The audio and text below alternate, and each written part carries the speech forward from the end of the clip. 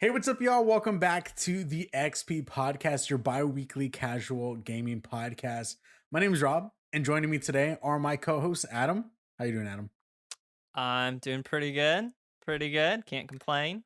You're in a new setup right now, right? I am in a new setup. Oh yeah, I didn't even notice that. What's going yeah. on?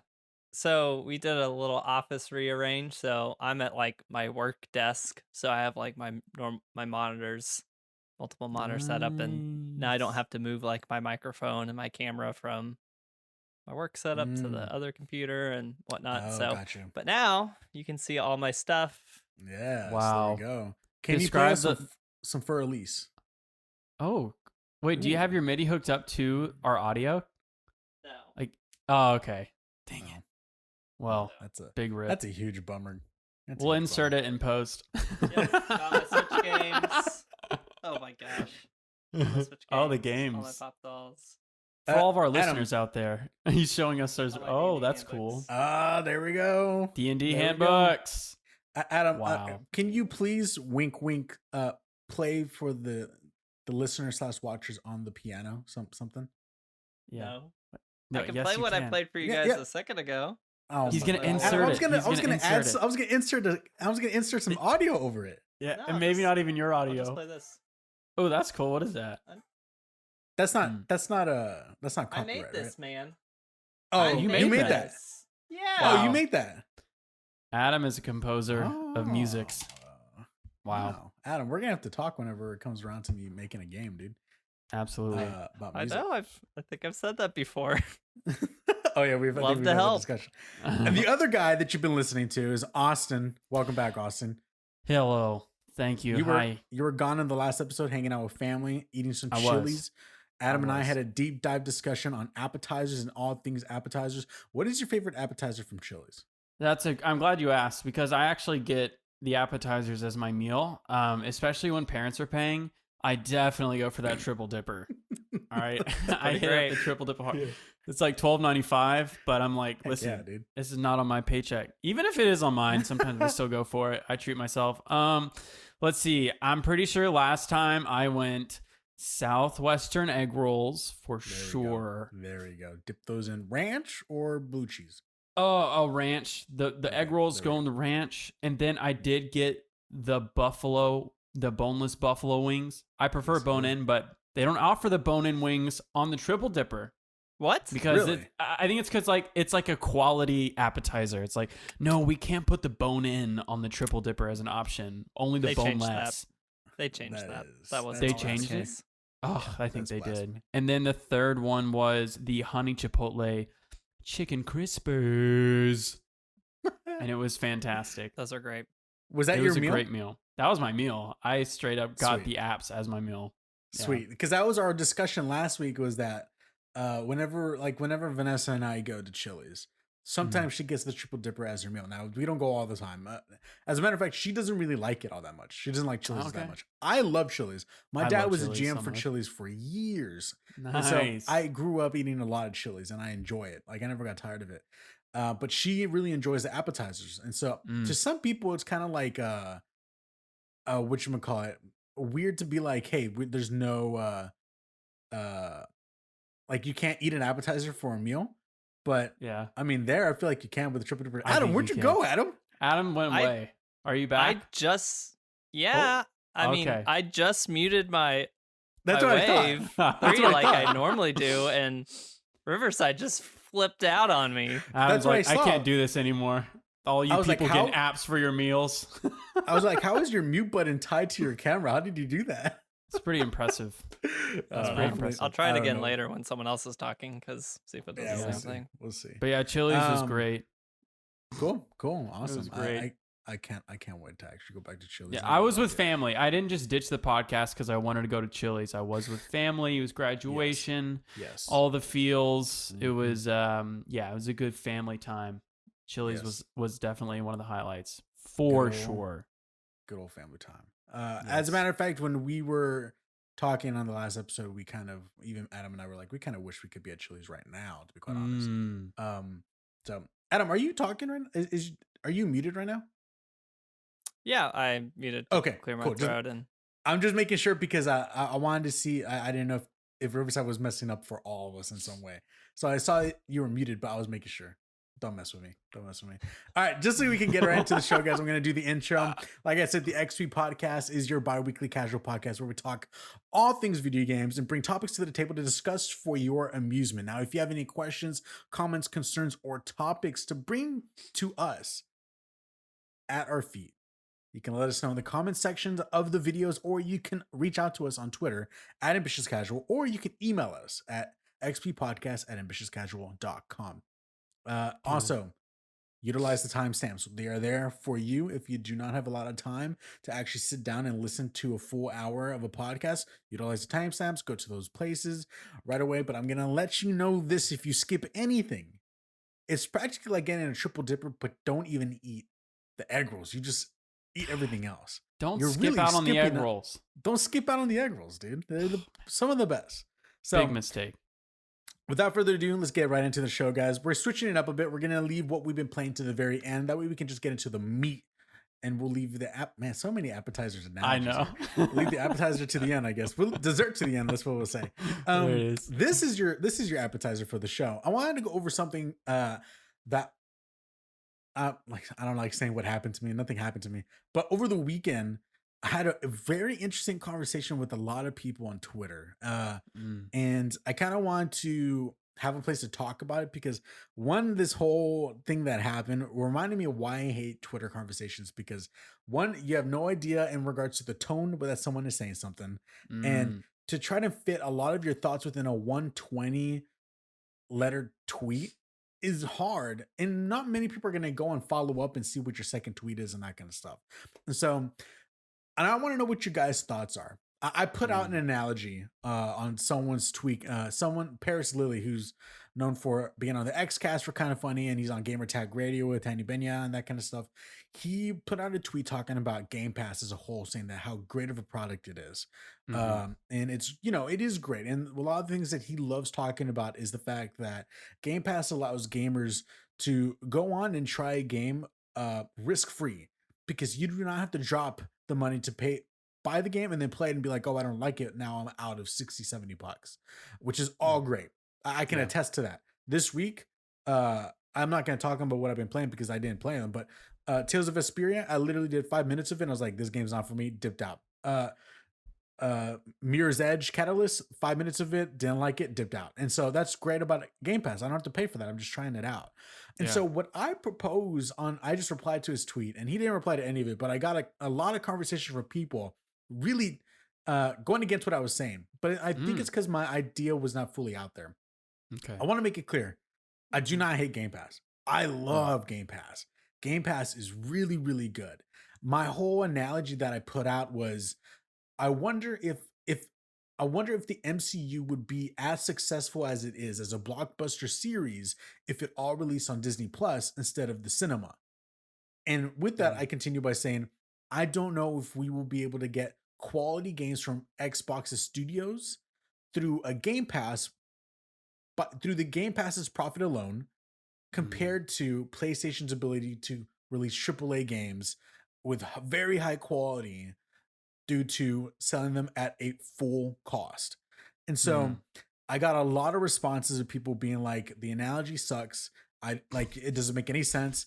And to that, I actually got to a point where I actually told someone, I was like, look, I'm not even going to down the hill my analogy. If it sucks, it probably sucks. I guess all I'm trying to say is, I wonder if we'll be able to get the same quality, the blockbuster quality of an Xbox first party exclusive game, all through Game Pass's profit alone, versus PlayStation's ability to make first party AAA games through just the game's profit alone.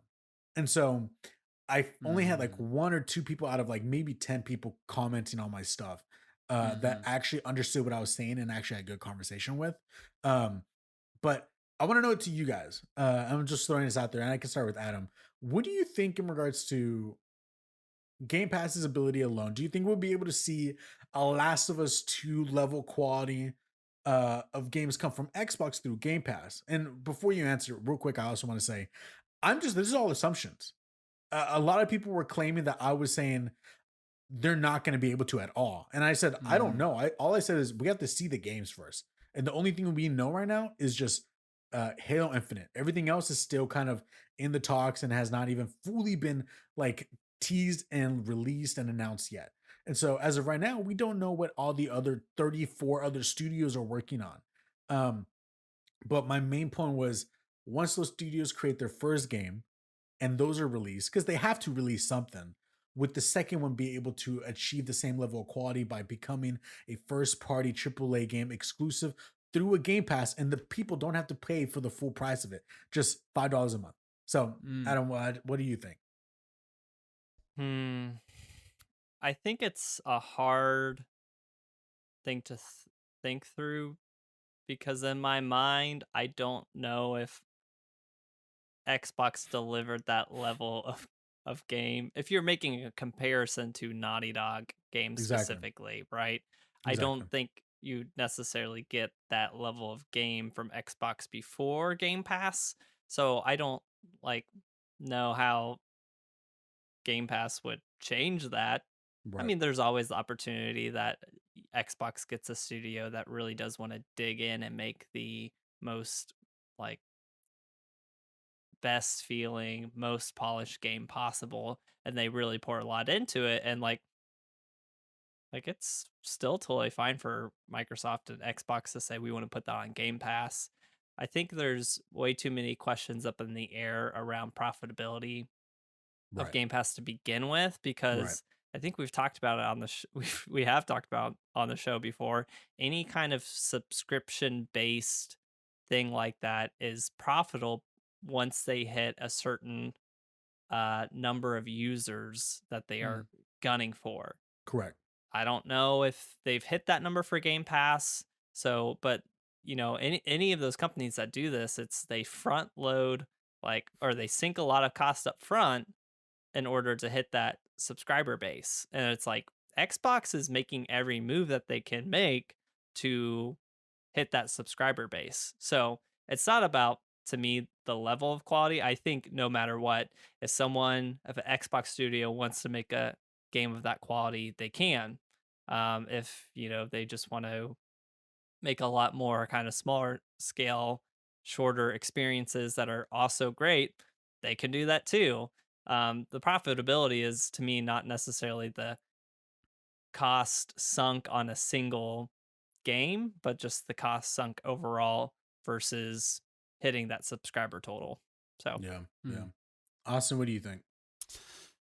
I immediately think, and I'm sure people don't like it when you compare movies and shows to video games. I understand it's so Oh, yeah. different for gaming, but I mhm, immediately thought of Netflix original movies because you never had to pay to see Netflix original movies outside of the subscription of Netflix. So, yes, there were massive, incredible movies that came out. They were theater exclusives, but there were also incredible movies that were Netflix originals that you could watch with a Right. subscription. So, it really is. I'm very interested to see if quality will vary between the subscription model and the standalone single release model. Um, I think sort of like what Adam was saying, it's up to Xbox, it's up to Microsoft to for them to decide, okay, this is going to go on the Game Pass. I don't think I'm necessarily certain, and I think I'll just say that I don't think a game being on a Game Pass will imply that the game is of lesser value. I think there could be Hmm. some incredible games that will show up Yeah. on Game Pass. Yeah. I think there is a future for mhm. that because Game Pass isn't cheap. Game Pass is it's well, I guess there are different tiers, but you could be paying up to 15. What is it, 15 a month for the Yeah. ultimate, and then that comes with the Yeah. X Cloud and all that. That's not a cheap subscription. And I think that's how I feel about the whole thing. I really think that there can still be great quality games. Now, I will say this, when you spend $60 on a single game, there is an unspoken commitment I think that you get when you have something like that. You've just invested $60 into one title.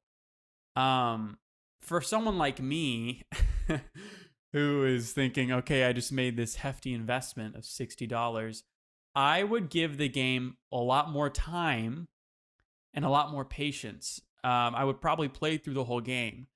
Now, on the Game Pass model, there's a better chance that if I get a little bit bored with the game at the beginning, little ADD guy like me, I might just be like, forget it. I'm bored. I'm going to play, friggin' Jedi Fallen Orders. I don't know.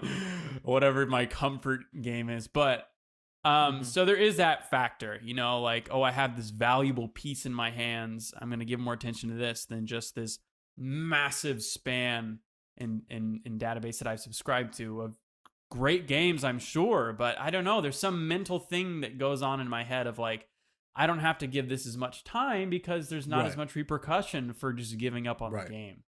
Right. So I don't know. I'm anxious to see how that'll turn out and how that'll go. Is Halo Infinite going to be out on the Game Pass on the pass? Yes. Every single studio, all 35 studios that Xbox owns, every single one of their games will be released on Game Pass day one. That's incredible. Yeah, it's that's crazy. huge. It is crazy. That's huge. And that also includes Bethesda now because they have acquired them. So it's crazy to think about. Adam, I don't know. It looked like you wanted to chime in on a couple times when Austin was saying something. Did you want to say something? Yeah, the thing that's exciting about Xbox's subscription model that Austin was getting into is it's very, how do I put it? How great games get greenlit is, to me, in a much better place. Like, I think of EA, who, sorry if people are fans of EA, but they, and like Activision and others, they're like, I think Activision, let me pull Activision to this. I'm pretty sure, and I'll need to get fact checked on this. You can tell me if I'm wrong. Pretty sure Activision looked and they're like, we want all of our games to be like Call of Duty. Because they're like, Call of Duty is so successful. It earns X, or Y times amount of what it costs. And it's, to me, that's a scary place, is you lose out on a lot of really cool games. Yeah. People who are like game makers who are very passionate about very interesting idea and making this game, which is, really cool. And if it, those studios just aren't interested in greenlighting, as many of those types of games. Like, I think of even like something like Concrete Genie. So that's a smaller game. I'm trying to remember the studio. It's not Media Molecule. I'm trying to remember what it's, anyway. But PlayStation game. And that's much smaller in scope. It's, not a huge gangbusters thing, but it comes to PlayStation Plus as a free monthly game, and it's like getting games like that is perfect. There's a very huge divide between like small indie games and big AAA games, huge ones, right? And it's like, it's a bad place if we're just those two ends of the spectrum, right? We need to fill up everything in between, I think. And I think Xbox, doing Game Pass, I think they fill a lot of that space. I think of all the games that Double Fine makes, right? Yes. They're not really indie, but Psychonauts they're not AAA. Correct. And then same thing with like Ori, through Moon Studios. And then what's the other Microsoft bought studio that's getting a sequel? Are you talking about Hellblade? Hellblade. Senua Saga. Sacrifice. Yeah. And like, I think of those games, like, those are really cool ideas because games are art, right? Yeah. They're a lot different in that, there's some art that is very expensive to fund, but ultimately it's like, get your materials, like get your canvas right and do the thing that you're doing, right? Right, And right. and it's in some ways a lot easier, but when you're talking about video games that are larger scale than what one person can do, then it gets a lot more complicated and it needs money to fund it. And if Xbox Yeah. is willing to be like, hey, yeah, we're going to give you, X 10,000, X thousands of dollars, tens of thousands of dollars up front Mm-hmm. to help you make this game so we can put it on Game Pass. That's great. Yeah. That's Yeah. great for video games. Yeah. Exactly. And I've heard conversations of, there's Colin Moriarty from Sacred Symbols. He is a co-owner of Lilymo Games. And so they make indie games. And even he has talked about, like, if they're trying to find a way to get their game on Game Pass, because they're like, we want to go to Xbox and be like, hey, can we put this game on Xbox? Because you're going to get a check right there in your hand already to put your game on there, Yeah. And then from there on, you'll be able to, get the incoming if people keep playing it over time. And there's it's behind a paywall. It's on Patreon, but on Last Stand Media, Mr. Matty Plays, who has his own channel. He's also the co-host of Defining Duke, which is an Xbox podcast. He had an exclusive. He had an extra, like an hour-long conversation with a publisher. What was it called? No More Robots, I believe that's what it was called. And he went into depth asking him questions about how does it work to publish a game on Game Pass, and literally went into the background of how do you make money, what does this look, what are your number analytics, that kind of stuff. And it's very interesting. And so one thing I do want to go back on, and it's something that Austin touched on. I meant to say this at the very beginning, but when you're in the space, you kind of already going. I wanted to make a point as to where I am at when it comes to me purchasing games, so that way you can see where I'm coming from mentally. I'm in a place right now where, like, I didn't get Resident Evil Village because I was like, I can't afford that right now. Me either. And I'm not gonna buy it right now because I can't afford it. And I know that this other game is coming up 2 weeks from now, so I'm gonna save for that. Big emphasis on save. I save up for that, Yeah. And so, or I plan for that. And so I'm not someone who can just go and drop $70, $60 here, there all the time. Hence the greatness of Game Pass. And I totally get that. Somebody told me, and there's two things that someone told me. One separate person said, did you not like WandaVision and Captain Falcon and the Winter Soldier? And talking about my analogy of MCU and blockbusters and would they be as successful in Disney Plus, and they threw that out. It was kind of a little bit out of left field, but to me it made me think to myself, you know what, that's actually, and I told them, I was like, no, I love those series, they're amazing, but it made me think to myself, maybe, and we don't know yet, again, this is all just theory because we don't know what they're making yet. I don't know what all the other studios are making. We don't even know about Bethesda. People were really talking good things about Bethesda. Bethesda does have a good track record. Some of their studios, I'm not saying all of them. Like even Bethesda, like the main studio, when it comes to Fallout, they've been dropping the ball a lot on a lot of their things. But you can really rely on Arcane and Machine Works and that kind of stuff. Even Starfield, we don't even know if that's exclusive to Xbox yet. That's already been in pre-pro for so long. It's already so far along. So many rumors, so many leaks have been coming out literally within the past week and a half. It's coming out this year. So there must have been some pre-deals going on with PlayStation because PlayStation was rumored last year to be paying for Starfield to be exclusive on their platform. So there's so many things. And so we can't guarantee anything. But based off of that one comment, I was like, I wonder if Xbox is okay with TV show games, and when I say that, I mean by duration and how often you could come up with them. And I know one of the big things for Sean Layden when he left PlayStation as CEO, something came out where he was saying that he doesn't believe that long form video games really have much of a place anymore. They need to be much smaller and more condensed more often.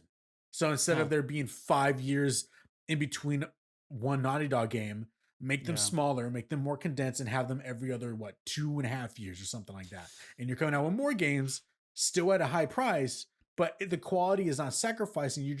You're leaning more into the consumer's time. You're respecting their time, and maybe Xbox is going in that direction. And then the last comment that I saw that someone said to me, and I literally told him, was like, very good point, you were right, is that Amazon Prime Video, they have some Oscar-winning movies. Manchester by the Sea. Yeah. And which Prime Video they knock it out on a lot of their content. They're always Yeah. they're always nominated. Even Netflix has started to get some nominees here or there. We've been seeing HBO Max do originals that are also getting nominees, and a lot of them are winning too. So with that one comment, I was like, you're making a very good point.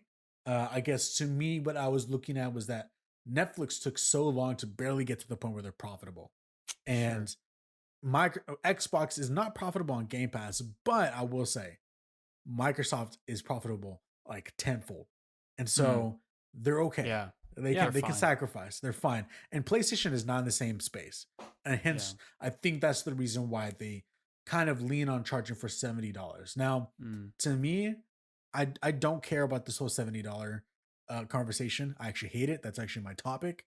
But I hate this conversation about the $70 because I'm just like, look, there's inflation. Games have been $60 for how long? And when you go further back, games were even more expensive. And so it's just one of those things where I'm like, it needs to stop being a topic on anything anymore. So, Adam, you have something? Yeah, I mean, let's roll right into it, right? So, like, people, even if you take the inflation out, right? So let's even setting aside the fact that, you know, or whatever, you know, AAA titles on PlayStation 5 and whatever else are going up to $70. Put that aside for a second. Like, how do you determine from a consumer what you think a game should be worth? Like, what makes some indie games $10 and some $20? Is it hours of play? Not always. Like, sometimes like there's often some correlation to that, but it's not because it's not 1-to-1 because the game type plays into that quite a bit. You're playing a Metroidvania that's pretty wide. You're going to spend a lot more time in it because you're doing a lot of retread. You're playing a roguelike, you're going to play a ton of that if that's like the kind of game you're into, because you like going through the loop over and over and over and over again. And that, well, theoretically, you like doing that and you'll keep playing that over and over again. Sorry, Swords of Ditto. I went through once and that was it. Right. And so it's always kind of hard to say because really the developers need to scope out what kind of price point they want to set for the game pretty early on, because that, you know, is how they determine what the scope of the game is, how much they're going to invest in this game, because they're going to say, you know, and or at least for maybe the larger games, they're going to be like, we want this game to hit this many copies sold, and we think that's feasible, right? Based off of what we think about it so far. And so they're going to be like, okay, for that many sold, if we, you know, sell it at this price point to get the profits we want, we can spend this much money on it. And then that goes into scoping out how long it's going to take, how many people are working on it. If you have established studios, right, it's like, well, you know, we might keep the staff the same, we might staff up, right? That's in the consideration. But then like when you talk about indie games, it's like a lot of times people are like doing this as like their passion. So it's like, I did this on the side for, well, I think of like Stardew Valley, right? So, you know, that single developer, right? That guy spent, I think, 7 or more years making Stardew Valley. And then, you know, it sold how much ever, right? And that's enough to change your life, right? And just put this in perspective real fast. Let's just say the game was $5. I don't remember how much it is. Let's just say it's $5. Stardew Valley, mega hit. Insane. Let's just say it just sold 1 million copies, okay? He is $5 million richer right there. Of course, you have to go into account of a percentage goes to the storefront who's selling it and blah, blah, blah, blah, blah. But if you just want to look at plain numbers, $5 million right there, you know? And that's one guy. His life has changed forever.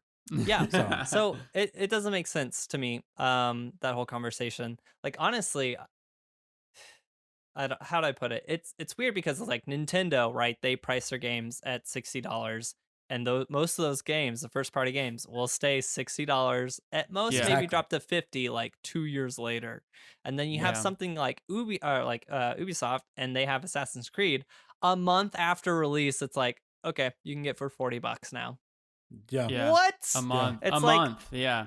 And it's like, so how does anyone say this is what video games should be. This is No. the price it should be. The developer sets the price, and then if you want to spend that much on the game, you'll spend it. So sometimes prices set higher, knowing that less people will buy, and they say that's okay because the overall revenue is going to be more, right? It's Yeah. all based off of, how much did it cost for us to make? How many people do we think will buy it at this price point versus this price point? Do we have a strategy of we're going to put it at 60 now, drop it to 40 in a month, right? And Yeah. yeah, so we talk about the upper limit being 60. It's been 60 forever. Inflation It's been has 60 for a happened. while. It's Yeah. okay for it to move up. It's not a big deal. Yeah. Like, that's the top point. $60 games were always hard to buy. Like, that's, Yeah. I mean, that's the case. Like, even if Ratchet and Clank Rift Apart was $60, I'd be like, I can't buy it right now. I'm going to have to wait a little bit. Like, Yeah. Yeah. it being $70 doesn't change that. It's not like, oh, now I can't buy it for 6 months. Like, that's Yeah. not going to change it for me, like me personally, at least. But Yeah. it's Right. like, understand that to make it work, some of these companies are going to have to sell it at that 70 price point because that's like, we needed to sell at the upper limit.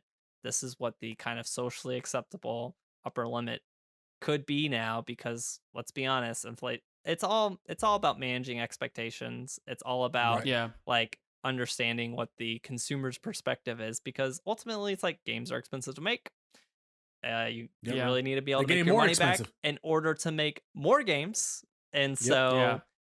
do you want another Assassin's Creed? Well, guess what? You might not get it if they don't hike the price up. Possibly. Yeah. I Right. think maybe Assassin's Creed is not the right example there, but there are games that are like that.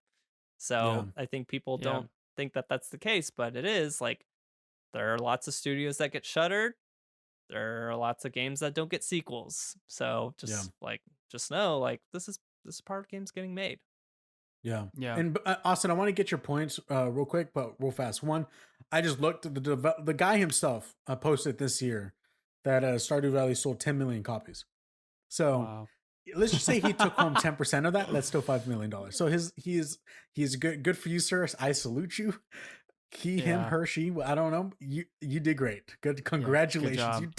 You knocked it out. You did Yeah. it. You made the dream work.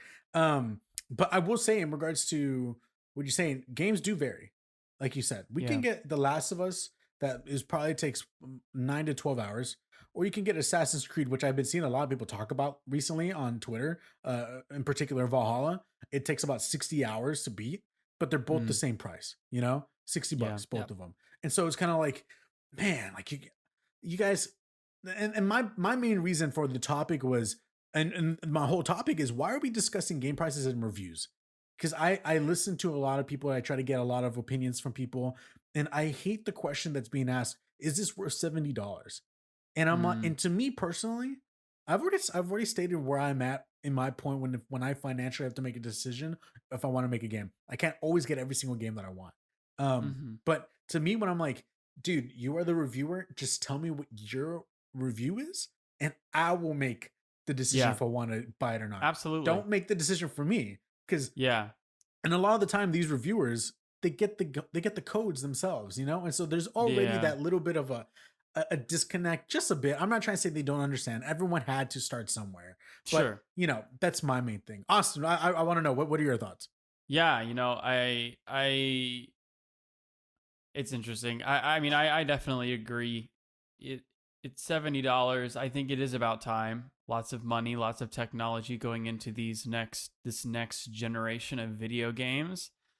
I think it's fair. I absolutely, can agree with it. However, I will say this.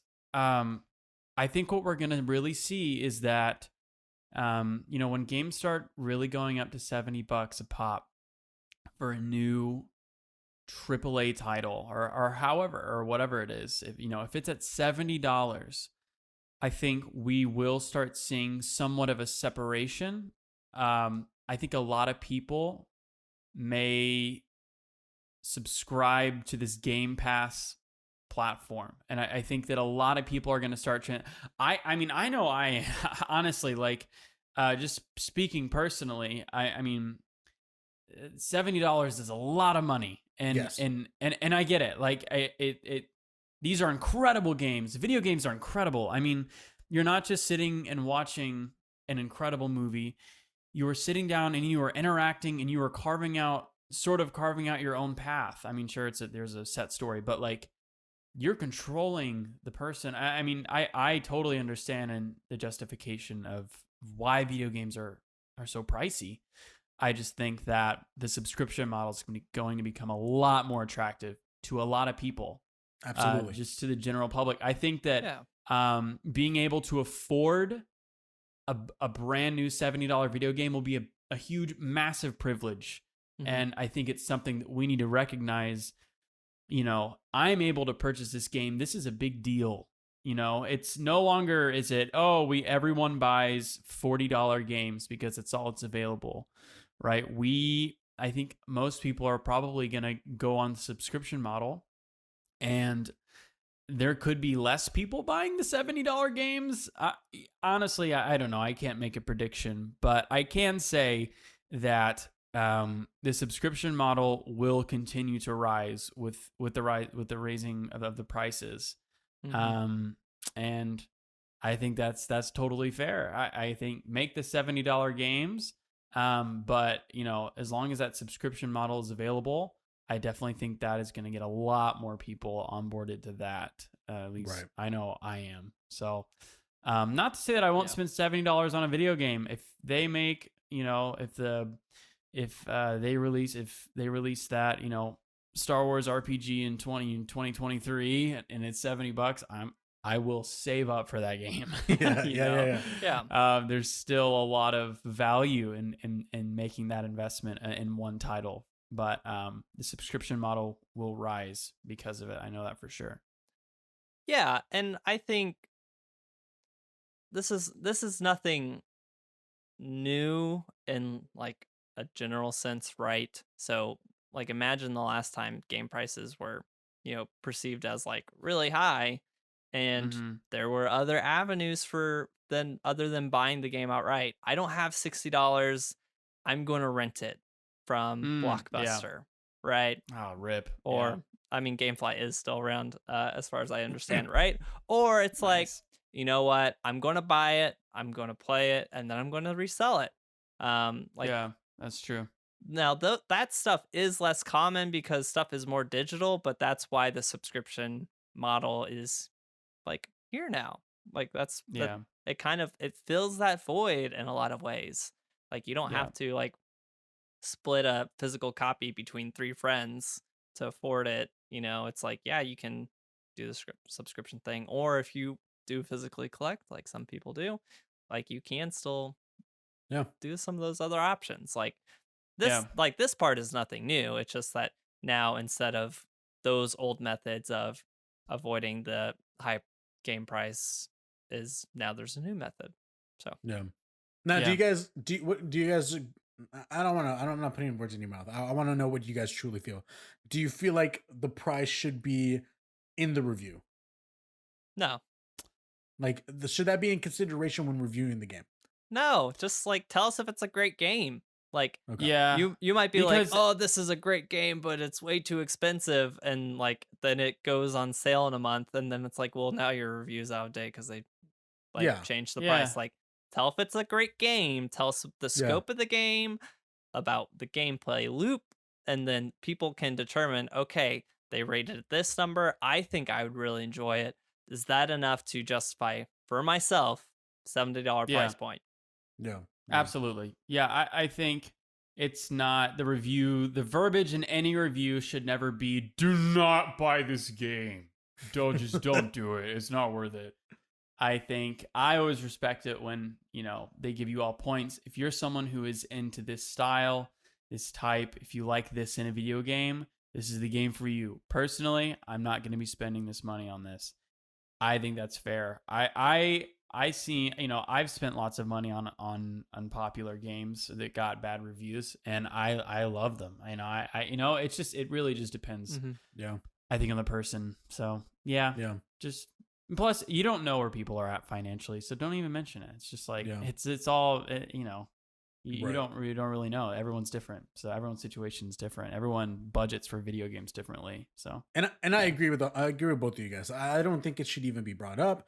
I should just your impressions alone should be what I should be looking for. Not that I even at the point in my Yeah. life where I'm at right now, I don't really even look for that anymore. I just make the decision if I want to or not. If that's something, if Yeah. it looks cool to me, and I'm willing to take that risk. If I'm not gonna do my research, it's all me. You know, I sometimes I don't even Yeah. look up reviews anymore. I think Yeah. the review thing is actually going the direction of podcasting, of actually hearing people talk about it. I think that's where it's Sure. going now, more so than a Yeah. number. And so that's where I'm at now. Real quick, while we're doing, we're gonna do some troubleshooting real fast, guys. On your bottom right hand corner of your screen, where it says Rob, Austin, and Adam, does it say that Yes. with your megabytes? Is there a timer right there going for you guys? No. We don't have that. I'm not seeing a timer. Okay, well then I'm the only one who has it, and for some reason my timer restarted from the beginning, so I can't keep track Yeah. of how far we're in right now. Well, I noticed it looked like you muted or unmuted with your Yes. Elgato, and Riverside did not like it. So Exactly. if I had to guess, it's going to like split maybe into two recording. I don't know how it worked, I but think so. we'll see how that's it so goes. dumb. Oh well. Fix it all in right, post. Final things in regards to the whole conversation regarding pricing the games and stuff like that. Someone did mention in this whole Twitter thread that I was on, someone was like, hey, so not everyone has Game Pass on Xbox, so people can still buy it full price on Xbox. And to that, I didn't respond to this, and to that I have to say this: if you have an Xbox and you are not using Game Pass, I don't understand it. I just don't quite understand the reasoning for it, because for a full year's worth of Game Pass, it's $180. That is 2.5 games that you're paying for in one single year, you know? And so if your main console is just Game Pass, which I know it's different. I understand people have different financial situations. Maybe you can't pay for $15 here, you can pay for the here. I get all that. But all in all, and just the reasoning in regards to the pricing, I'm like, dude, you're paying for 2.5 games for an entire year, and you get Game Pass, and you get how many games on it? It still blows my mind. I'm not gonna lie. It still blows my mind. The only thing. Sorry, go ahead. Yeah, I was just gonna say it's the people. It's the people who probably pick up the controller like once a month. You know, if I never played if I never played my Xbox, I would not subscribe to it. And maybe if I'm a type of person who, you know, only plays Halo, you know, I'm not going to subscribe to Game Pass. I'm only going to buy the Halo titles, or I'm only going to, you know, or like the best of the best, you know. I think that's my assumption of what kind of person wouldn't. I think if you're wanting to get the best value, if you are a consistent gamer and video games plays a part of your life, the best value is the subscription and sticking to the subscription. I think. If you can budget it in your monthly, you know. But that's just my take. And real quick, into that, this is all I have to say. Into that, if the new Halo comes out, someone's like, "Yeah, I'm gonna try to pay for the full game." Well, then I'm like, dude, honestly, if you want to just play the game, you could just pay $15, and then for one month, you can just pay $15. You're saving yourself $55, and you can play the whole game for 1 month. And if you want to continue playing it again, you can pay another $15 for the next month. And then you can continue, and then you find yourself like, oh, I'm playing this game. What else can I play? Oh, there's all these hundreds of different other games, you know? Like, that's, I don't know. That's, to me, mentally in my brain, I guess that's the loophole I would go around, to where it's like, I'm not going to pay $70 for The Last of Us 2. If they got a game pass and I can literally play it within a week, I'll just pay the $15 and I'm done with it in a week. I don't have to pipe for the full game. So, Adam, what do you think? Dude, there are a ton of people that it does not make sense to subscribe to Game Pass. There are a ton of people. Tons. Yeah. It's the old. Listen. Go ahead. I don't want to talk too much. So, quick shout out. Hey, Justin, if you're listening to this, my new coworker. What's up, Justin? We were actually talking about games today. Nice. And what's up, J-Dog? Pretty much the only game he plays is Black Desert.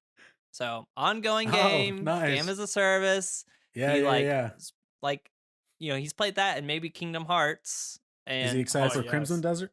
I don't know. We didn't get Okay. there. Are those related? No, I think that's like the next iteration of that game. Okay. Oh, cool. Good to know. I didn't know that. But yeah, so it's like it doesn't Googling make all sense this. for him to spend $15 every month to play Black Desert, right? Because then it's I like, get it, Justin. I mean, it doesn't make sense for everyone, Rob. It just doesn't Some make people- sense for listen. everyone. Here's me going back and forth because I'm an Enneagram 9 and I'm a peacekeeper and my opinion changed. Okay. Nice. Anyways, you know, some people they're very traditional in how they game, and they buy 3 big games a year, and they stick to those games and they play them inside and out, and that's just how they do it. And Yeah. you don't need to subscribe if that's the kind of gamer you are. But Now- if you're now- ADHD like me, I want to play Well, everything. Go Adam. Go ahead. I'll provide another example. Please. I don't want Game Pass. I play tons of games. I would rather own them all. I would rather have physical copies of all of them on my shelves back here. Oh, look at this guy. All right. I'm kidding. Like, yes, Game Pass is great where it's like, okay, there are like 10 games that are on Game Pass that I'm unsure about buying and I want to try them all out. Sure, I would subscribe to Game Pass for a month. I would dip in and out of all those games, see if I like them, and then be like, okay, I know enough. But usually I know enough about games ahead of time and I can, go get the ones I want. It also doesn't make as much sense for me because I often dump tons of time into different platforms at different times in my life. I may exclusively play my Switch for 5 months, right? But I may want to take breaks and dip in out of a game that's not on there, and maybe that's a Game Pass game. It doesn't make sense for me to pay $15 a month for 5 months when I'm only dipping out in and out on one game some of the time. I don't want to have to pay $75 to have access to whatever that game was when it's at most a $70 game. Because then guess what? It's like if I then cancel my subscription to Game Pass and I want to go back to that game, I can't. I have to renew it. I have to buy it outright. There's just, for lots of people, it doesn't make sense. If Xbox is your only console and you don't care about owning games, you're like all digital, whatever, I'm fine with that. I will really, really, really value the being able to dip in and out of just any game that's on here. Great for you. That makes sense for you. That doesn't make sense for me. It doesn't make sense for Justin. I'm pretty sure. Hey, Justin. So there's lots. It is a great deal. It is the best value in gaming, but it's not for everyone. And I think, and that's okay. Like, that's why we have both. That's why we have both scenarios. It goes back to what I said near the beginning. There's a difference between paying $60 for one game mentally. There's some mental thing that happens when you spend $60 on one game. When it's a physical game, it's even more of a mental thing because it's like, I have this in my hands, $60. And I will say there's a lot of value in that. And a lot of people hold more value in that tangible thing than they do in having more options for a certain amount per month. Yeah. I'm not really one of those people, but yeah, I like the monthly thing. I like dipping in and out of games, which I know just makes Adam's skin crawl because I never finish the games I start, and Adam is a completionist. That makes great. If you don't want to finish those games, that's fine. I mean, you don't have to. That is you. That's my own guilt speaking. I started, I did, try a month of Xbox Game Pass, right? And I think I downloaded like 5 or 6 different games, and one of them was like Fable, and I tried it out. I'm like, I've never played Fable. It would be interesting to see what it is. I'm like an hour in. I'm like, I'm not interested in playing this anymore. And then guess what I ended up in? I just ended up back in Kingdom Hearts 1.5 remix or whatever, playing through a game that I love and want to play a game. And it's like, if I just bought, at that point I didn't have my PlayStation, but it's like I can get it's on sale often. I could just get Kingdom Hearts, the story so far, which is the first game, Chain of Memories, the second game, That's the game a with bunch Bugs of Bunny, other right? stuff. Yeah, Bugs Bunny. What'd you say? A bunch of other stuff. No. And I Got could have him. just owned that for $20, you know? Yeah. And that's with barely you. Hey. any more than that month of Game Pass was. And then I just have that available whenever without having to like maintain an ongoing subscription if I decide, okay, this I want to dip back into this because it's my comfort food, right? I don't have Yeah, to pay extra absolutely. money to go back to my comfort food. I own it. So I relate. Yes. I will say this, and this is advice from good old Daddy Robert here. All right, Here we You come go. to Oh, me on Daddy the day of my Robert, daughter's ew. wedding, and I'm gonna give you some advice. Okay, Give me the here's what I'm dream. gonna do.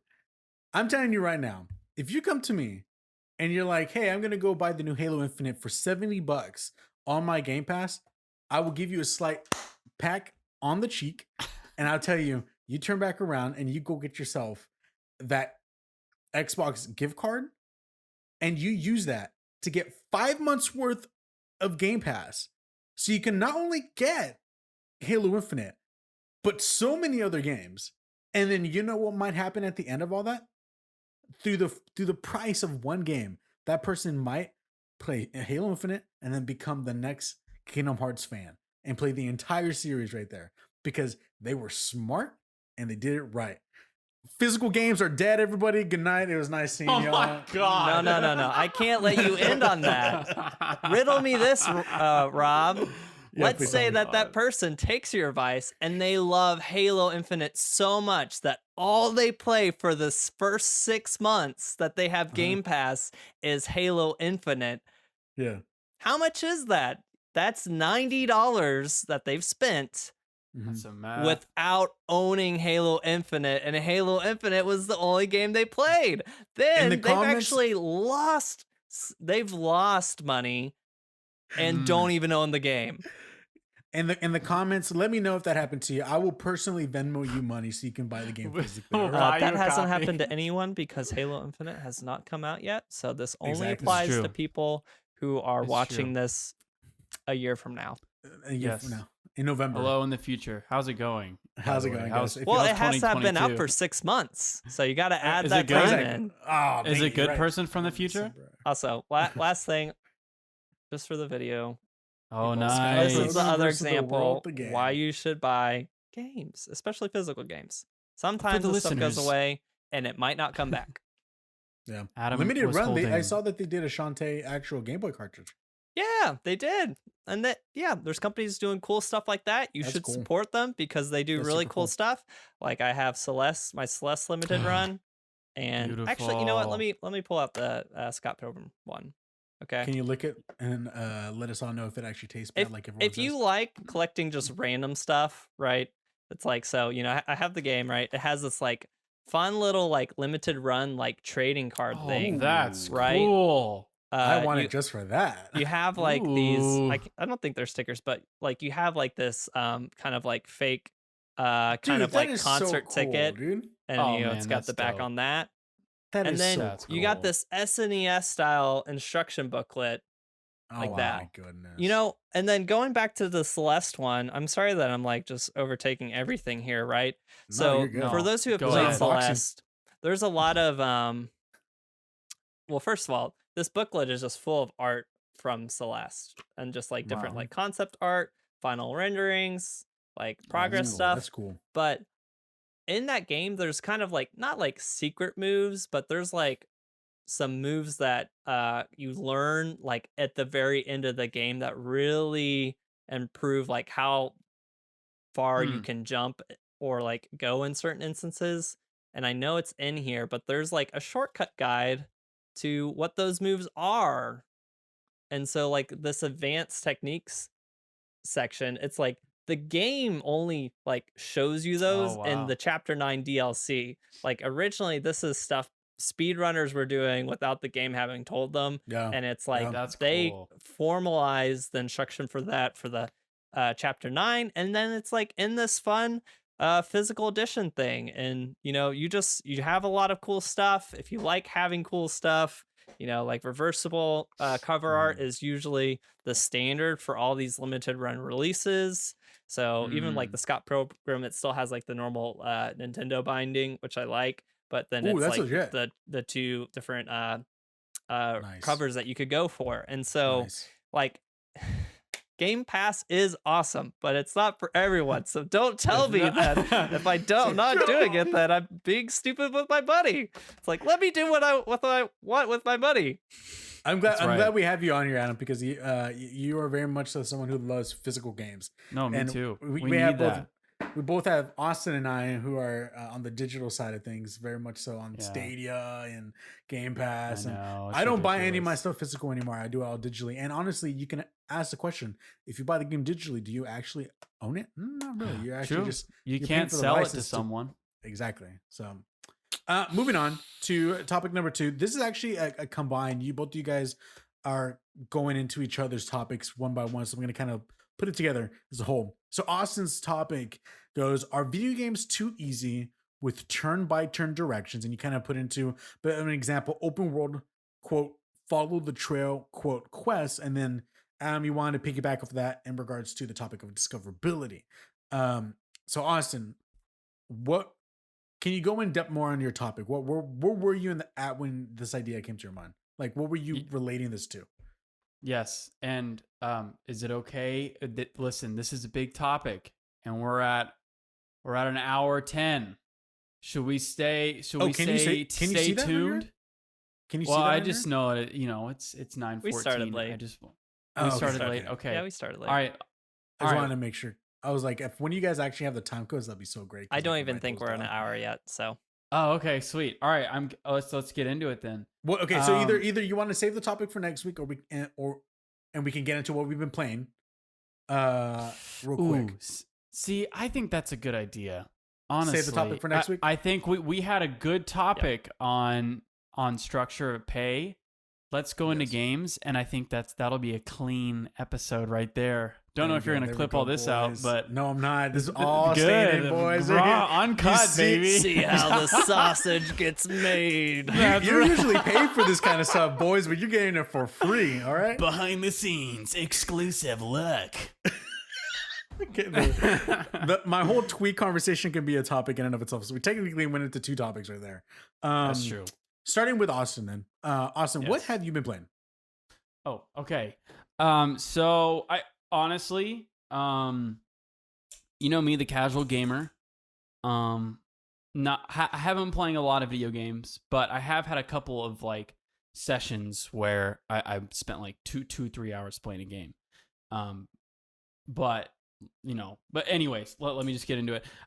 So like I was talking about before, all right, I spent $60 on Outriders on Google Stadia. And on Stadia. Yeah. And I know a lot of people are like, dude, why would you do that?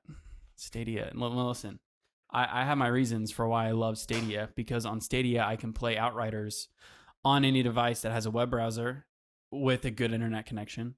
And honestly, that, what's the phrase? That wets my whistle. Is that it?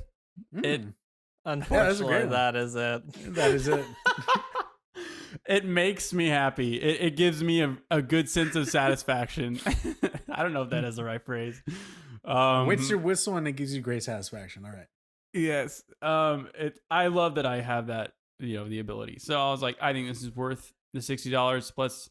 Outriders is set out to be a great game. So anyways, I spent the $60 on Outriders, which has definitely put much more of an incentive to give it time and attention.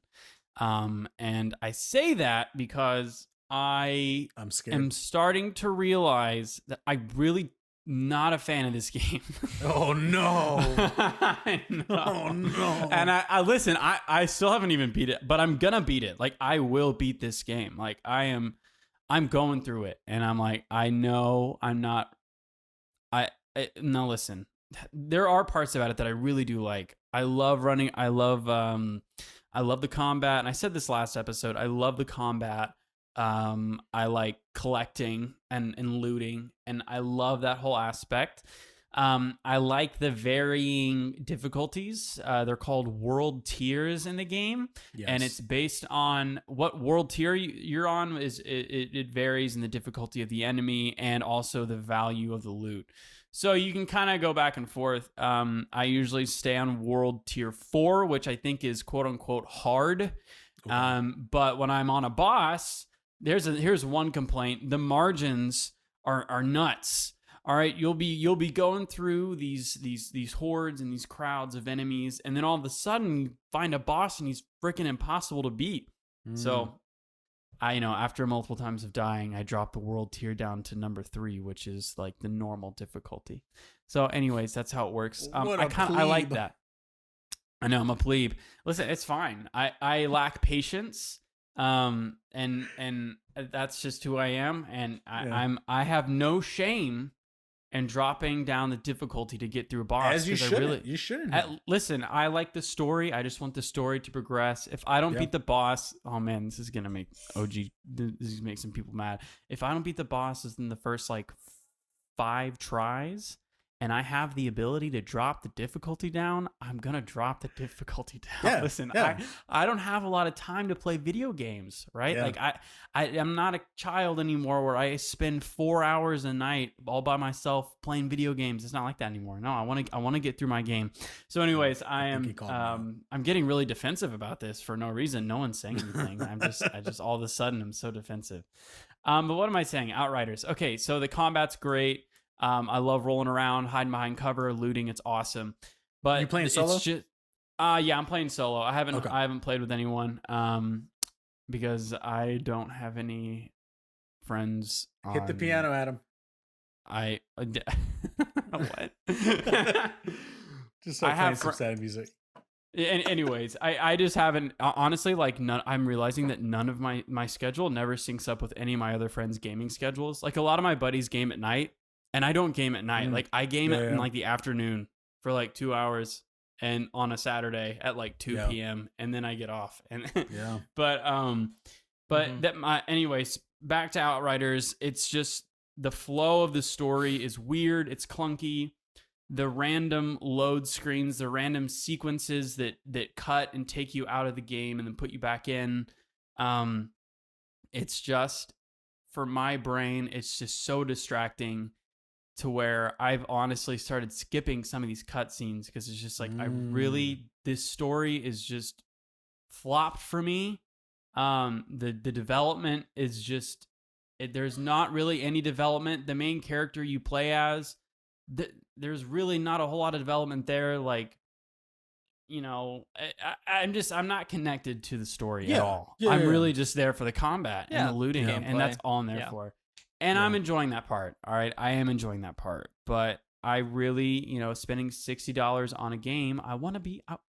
I want to be moved a little bit right here. But that's just not happening. So man, I will say I have played games where I'm literally just skip. I just want to get to the gameplay. I like the gameplay. That's it. And that's cool.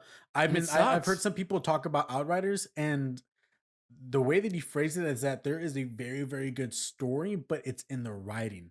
And so, and not everyone has the dedication to sit down and read all the logs.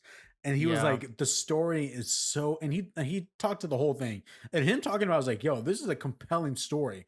But as somebody who really loves audio logs, that is such a great invention that BioShock has. But BioShock? Yes, BioShock put into place in regards to their games. Audio logs are peak. It's having to stop, sit down, and read text really hinders it. Not me. For me personally. And so I can see how you cannot get that through the game itself. Yeah, I have a great appreciation for the world they created. I think it's a really cool concept. The world around them, the alien and the powers and all that stuff. I think it is really cool. I would love to see, other stuff happen in that universe. It's just the cutting and everything is just weird. It's just strange. It feels awkward. Like I literally was playing at one point and there was a cut scene that was like, I kid you not, it was like 3 lines of dialogue. I just laughed because it was so pointless. I was just playing the game laughing, Yeah. like, what just happened? Why Yeah. did you bring me out of this scene for three like pointless lines of dialogue that didn't progress the story in any way, and then bring me back in? It was just like, man, this is just awkward. Yeah. So I don't know. That's just where I'm at. Just got to get that off my chest. I don't know. If you feel the same way about Outriders, let me know. Put it in the I comments. do guys. enjoy Put it in it. the comments. Put them in the comments. But that has been my And- experience with the game. And if Please. you'd like to play Outriders with Austin, drop that in the comments too. Let him know on what your Saturday, 2 p.m. in the middle of the what day. your availability 2 p.m. is. Listen, it really The depends rant- on when my wife falls asleep. When Sydney falls asleep, then I'm playing. All right, yeah. Anyways, so, yeah. And has that time also? Is that how you've been also feeling with World of Demons, or has that been a different experience? Yeah, so World of Demons, I immediately saw this show up on the App Store. So World of Demons is a new game on Apple Arcade. Mm-hmm. It piqued my interest. Yeah, it's really it's a beautiful looking game. And you know, me having such an appreciation for mobile games and you know the Backbone controller and all of that, I was like, oh man, and I am a subscriber of Apple Arcade. I immediately claimed it. It's a beautiful looking game, sort of like the Warriors style game. It's a lot of just combat, slashing, combos, stuff like that. It's a really easy game to kind of just hop into and just, you know, blow 30 minutes on and then you know, leaving, and it's great. It's I would say it's, you know, it's a casual experience, but there is a lot to this game, which I find, you know, really cool. There's a lot of different types of enemies that you discover, and with each enemy, yeah, there it is. Yeah, For the Adam's listeners, showing it. Adam is showing some of the gameplay right now. Yeah, you should look it up. I mean, if you own an iPhone, just go to your app store and look at it. It's a really beautiful looking game. But yeah, oh, look at that slow mo. Anyway, I'm getting distracted.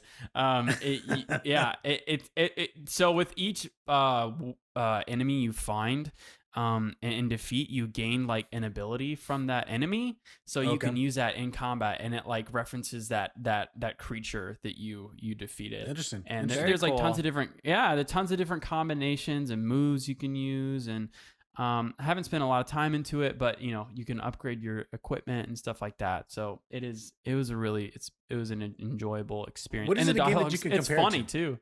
Do what? What other game can you compare it to in regards to its likeness? Yeah, I would say it's a lot like the Dynasty Warriors, the Hyrule Warriors games, where it's sort of like, you know, you enter one, you know, you run quickly into a certain sector of the map, and then it sort of closes off around you, and you just, I mean, beat the crap out of enemies. Just Like an combo, arena? combo, Okay. combo, bam, bam, bam. Yeah, dodge, you know, all that good stuff. And then you defeat all of them, and then it's kind of like, you know, good job. And then the next part of the level opens up, and you move over to the next one. And yeah, so like the Hyrule Warrior, Dynasty Warrior games, similar to that. But it was fun. It was a great, I highly recommend it. I really Nice. enjoyed it. Yeah, I mean, nice. I downloaded it. It looks good. I mean, it piqued my Yeah. interest when like I saw that. I'm like, when is it? Apple Arcade. I Huh, know. I haven't I was like, seen look that at The art you. style- Check it out. The art style is very interesting. It is very interesting. Yeah, it's really pretty. Yeah, strong It art kind of reminds me direction. of Okami. Is that the name of the game? Yeah, Reminds you of Okami.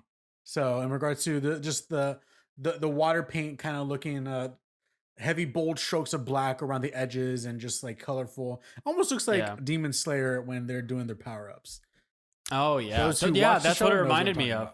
Yeah, Yeah. there's like a water Oh. move that you can do, and it like looks really similar to, Oh, heck yeah, Demon dude. Slayer. Yeah, it's super cool. Heck And I yeah. will say, I also want to mention this, that the dialogue and the writing is actually really, it's comical, like it's funny. So Nice. it kind of makes fun of itself as a game. It doesn't Nice. take itself seriously, which I love. So Nice. highly recommend it. World of Demons. yeah. So I'll say something real quick. So strong art Uh. direction in indie games is like so key. Or like Mhm. smaller scale games. Like if you like also on Apple Arcade, there's like a Samurai Jack game, which Yeah. sounds great, but Oh, I mean, yes. like it's, you know, kind of, it's a 3D render, and so it kind Yeah. of just looks bland. and it's Yeah. like, Yeah. this looks fantastic. Yeah. Like, Yeah. I would Yeah. rather play this. Like, I looked at Samurai Jack's game, Yeah. and I'm like, even though it's free, I'm like, nope, I'm not even going to put it in my backlog to try because it just Yeah. looks blah. And I'm like, Yeah. Yeah. but this, I'm like, yeah, I'll give this a try. That looks awesome. Yeah. Yeah, and I tried Um, Samurai Jack, and it was Oh, really? kind of meh. Yeah, I did. I That's got it. I downloaded it and gave it a couple. Put like 30 minutes into it, and I was like, no. TV show is Sorry. fantastic. TV show is fantastic. Oh, I know, man. All right, I'll get into what I've been playing since I had nothing that I talked about last week. I stated a fact last week when that day that we recorded that night, I was going to be playing Returnal, and I was going to beat it by the time we did our next episode. I have haven't beaten completed it. You I have have. completed it. Yes. You I have? Oh, completed the man, that's game. awesome. I'm Now- so happy. That's awesome. If anyone follows me on Twitter, it's at RobMichaelAC. I was practically like live tweeting my experience as I was playing it. I was there. I was there for it. What's I don't want to go too long because I'm actually going to do a whole separate video just talking about my experience with this game. Okay. But what I will say is Returnal, Housemarque made a fantastic game, known for Resogun and a lot of other games that are more like arcade shooters. And you can see the way that they translated their gifts and talents into a roguelike kind of game that is third person, and it is beautiful. I have not seen a game that looked this good. It is very colorful. There were some nights where Vanessa would be like, "Hey, I gotta go to bed upstairs. The lights are flashing really hard." And I was like, "You're right." And the next day, I'm not gonna lie when I say this, I wear glasses and there's like a little bit of a blue light filter on it. Yeah. The next day, whenever I would be playing, my eyes would strain a lot. I would have to put a lot of eye drops because the lights are so bright and there's so much that goes on screen. But I will say this: with how much stuff was going on screen, PS5 handled it like a champ. I had no Awesome. hiccups at all. I had no Wow. hiccups. I know that some people had trouble with the game. I only had one bug and I had to restart the run. Thankfully, I was only like 5 minutes into the run when it happened. And then I never had that bug ever again. And so the game ran beautifully for me. I had zero problems. The game is tense as all heck, dude. Oh, And the story is riveting. I won't say it knocked it out of the park for me, but the story is riveting enough to get me through the entire game. I will say something that's been said a lot in regards to it is a long roguelike with each session takes a long time, which they do. I will say this, you can count it as a spoiler or not. I don't really think so. And it surprises me that nobody has talked about this. No one has, like, people in the industry have never said this. If you beat a biome, you do not have to do that biome's boss all over again. You're done with it. You can move on to the next one. And Yeah. so if you did dedicate 3 hours of time, which to me, I did that and that got me to the third biome. If I died at the third biome, well, then I don't have to do the first one or the second one anymore. So you're technically skipping almost 2 hours worth of play to get into the next biome so you can continue from there. Now, you are going to have to sometimes run through them to get to the teleporter to get you to the next one. But that's, if you've been doing it over and over again, those simple little arenas are going to be easy to just pass through. Okay. The game does rely a lot on luck because of the fact that it's roguelike. Everything Yeah. is generated randomly. Yeah. Sometimes I will have some really bad runs. And I will say at the very beginning of the game, I actually blew through biome 1 pretty quickly, not too long. I did get up to the boss on my first play, and then let me rephrase that. The first play, there is like a death that you kind of have to have. Like, it's part of the game, so you could kind of understand the loop of the roguelike. And then once you do that, I went on and I actually faced the boss, died a couple times, but then I got to the point where I was able to do it. You just get into the feel. And one of the nights, it was like on a Saturday, I was like, I'm gonna go as much far as I can. I got into this rhythm that I was like, wow, I'm a god right now. Like, no one is like me at this moment. You can utilize parasites that will give you additive abilities like a buff, but it will also adjust some cons to you. So like, 50% extra of life, but more of a cooldown on your melee, 50% cooldown on your melee or something like that. Like, it adds something here or there. And you can do some you can do some additive in regards to certain items that can help you with your life, or can do adding buffs to certain aspects of things. Something that is a little hard to get used to is that the game really relies on the lore within itself, and it wants you to be fully Mm, submerged into it. That mm, they use the language and everything, and it kind of is a little hard to get used to. So your mm. health bar is not called health; it's Right. called integrity, and Mhm. then Ooh. your you have an adrenaline. It's called adrenaline. So if you get 3 consecutive attacks at once, it boosts up to the next one, which adds a buff. And then if you do to level 2, it Oh, adds another nice. buff. And max is 5 buffs, or you go up to 5, and that's all buffs are activated on health, melee, all these different kinds of things. But it's called That's adrenaline. cool. And then there's another one that's proficiency, and that's in Mm, regards to the level of weapons that you can get throughout the game. And so there's all these different kinds of things where it's like I'll see an item and it'll say a 10% additive to proficiency, and I'm like, oh, dude, what is that? Is that my health? Is that my mm. adrenaline? Is that what is that one again? Like, then I would have to go into the Yeah. menus and be like, oh, that's what it is. It took me a Yeah. while to get used to, but Sure. I got it. And so Cool. the run that I had to where I was just gone, dude. I passed biome 1, and I was already done with biome 1. I was going through biome 2 for maybe like what, the 5th time, and I just got the right gun, the right parasites, the right additives that was with me, that was literally all speaking in unison with each other. That I Nice. blazed through biome 2, and every single biome, I will say this, the game made me feel a feeling when I defeated a boss like no other game has ever made me feel. And Wow. Vanessa can attest to this. I would be a boss and I would jump up and I have my hands over my head and I'm like, I can breathe. Okay, I did it. Okay, now let's go on to the next biome. And Yeah. so when I beat biome 2, I went into biome 3, and I beat biome 3 on the first try. Like, I didn't have to do it again. And so what's weird is that I actually have very little recollection of that biome because I went through it and then I never went back. And so went on to biome 4 and yada yada yada. And so I will say the game is very hard. It is Yeah. hard. Like, it is no mercy. It's either Yeah. you're gonna get it or you don't. Um, but I will say there's been some moments in the game where I'm like, my jaw was dropping. Uh, Biome three's Mm. boss, to those who have played it, you know what I'm talking about. Just the arena itself when you're playing them, I was like, this is so grand.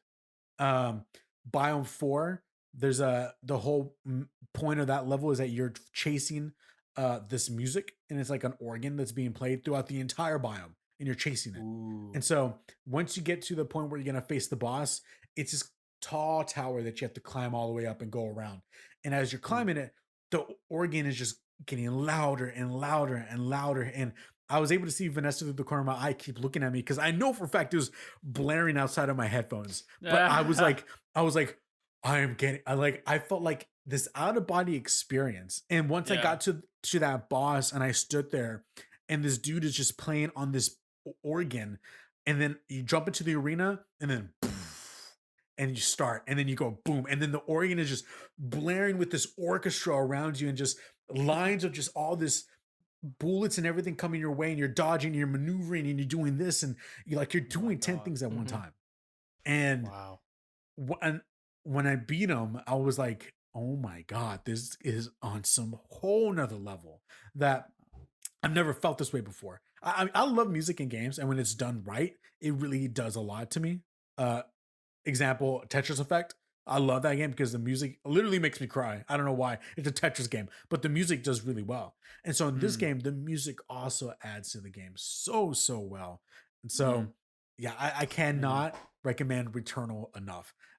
It If you ever have the chance to get your hands on it, if you are on the fence of getting it, I know that roguelikes are very intimidating because of the fact that you die, you start all over again with nothing. You do not carry anything over in this one.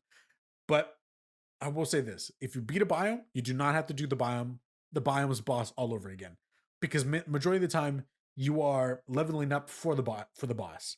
And so, Mm. let's say you're going into biome 3 and you have to go through biome.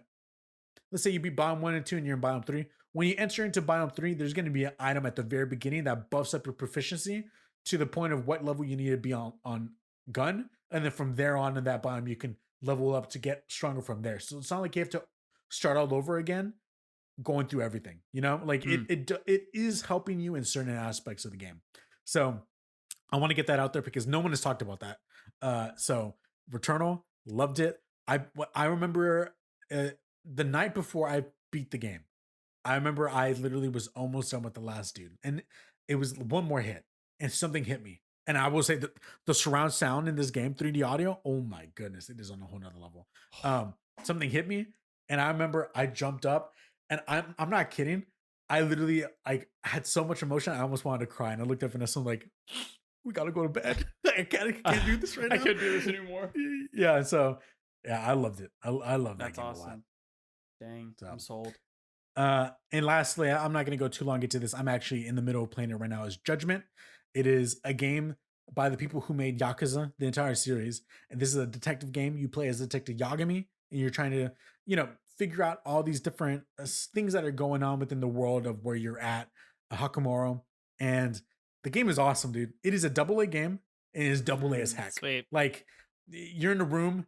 You're in a room and there's 5 dudes in it, and all of them are running out or walking out of the room. Well, all 5 dudes have the exact same walk animation sound effect, and so it's like the 5 same animation like overlapping each other. And I'm like, if this was Naughty Dog, each foot would have a different sound, But and it doesn't matter though. The game is kooky in some ways, to where like the one example is this guy that is I guess they call him like the panty pervert or something like that was stealing these women's panties from their clotheslines. And so you have to go find him. And so I go track him down, get him, and then he's like, you're not gonna beat me. And so he smells the panty, and then he gets buff, and then you have to fight him. And then I'm like, all right, dude, we'll fight. And I'm like, yo, this is great, nuts. But then you have and then literally right after that, you have a scene where it's like this drama about this family within the Yakuza, and I'm enthralled. I'm like, the acting is phenomenal. You guys are selling it. And Yagami as the main character, I'm like, this guy is super cool. I love him as a character. I love that I'm playing as him. I want to know more of his story, and the people surrounding him is what's really bringing alive the whole story, is the people surrounding Yagami. So Judgment, I'm in the progress of it. So maybe I'll be done by level 10 of the podcast. But so yeah. Very cool. That's all I have to say. It's on Stadia too. I was very tempted to get it. It is really good. I honestly think it's probably going to be coming to Game Pass very soon. Because the people, what is it, Sega, who makes the game, they've been really loving their time on all the Yakuza games are on Game Pass. This is not, and so I know for a fact when Lost Judgment, the sequel, comes out, this one's going to come out very soon with it. So, Adam, do you have any quick updates in regards to your time with God of War and last? God of War, still loving it. It's crazy. I realized that I've been playing it for like a month and a half already. I'm like, and I still don't know how far I'm into the game. I found my first Valkyrie, and I was like, okay. And but I was on my backbone at the time. I started playing a little bit for my backbone, but I was on my backbone at the time. And I'm like, I got my butt kicked.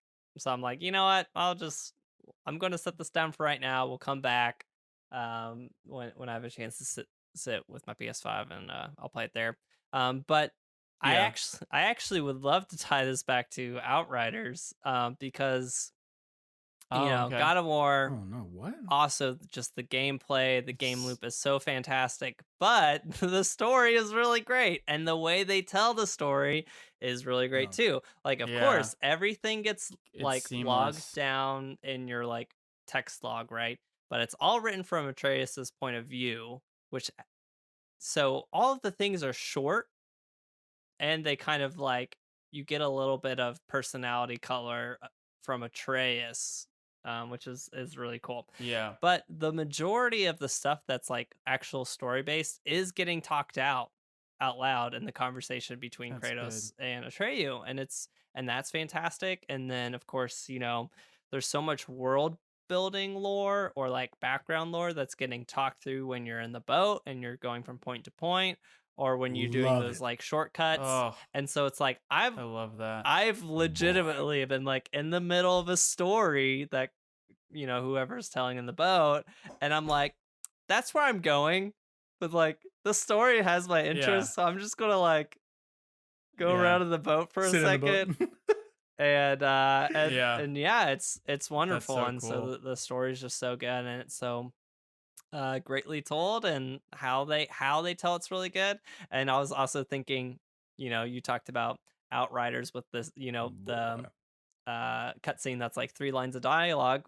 Well, when you're just doing a single camera shot the entire game, you can very, very Yeah. seamlessly like go in and out of cutscenes, and they don't have to be like, and you can Yeah. keep them short and Ugh. just like quick and to the point, and it's not a huge Yeah. deal. Yeah. So, God of War's great. Yeah. Yeah. I will say real quick in regards to the stories are told on the boat, but what I love is, let's say you go up to a shore to get to where you need to be. The game is so smart to where the person who's telling the story will be like, I'll tell you when we come back. Yeah. And then when you Yeah, get back yeah. into the boat, they pick up right where they left off. It does. And it's like, it's so That's how good. does so it do cool. it? It's So so interesting. Yeah, it's so good. I would love to understand like the logic and the code behind what like There's a documentary unlocking behind it. stories when, and then I don't know, That's and how insane. to choose, but it's I cool. think it's just magic. Like, I think people are just magicians. It is. creating- It is. I don't understand it. It's very cool. And Adam, last campfire.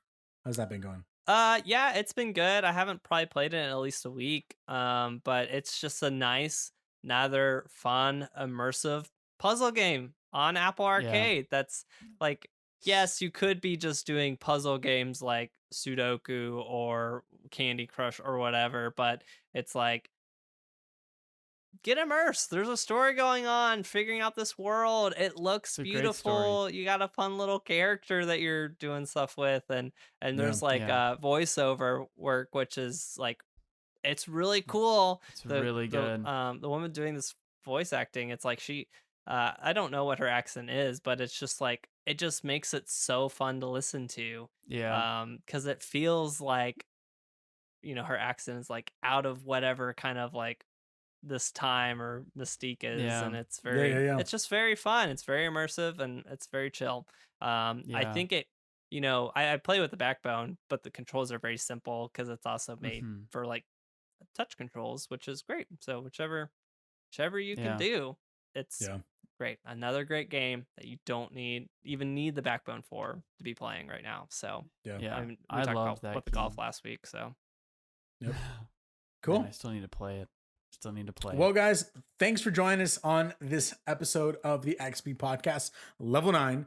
I just want to let you guys know, we did have a couple episodes back. I think it was Level 7, where we had a discussion, me and Austin, with Sunny Cloud Games, going over all things Google Stadia.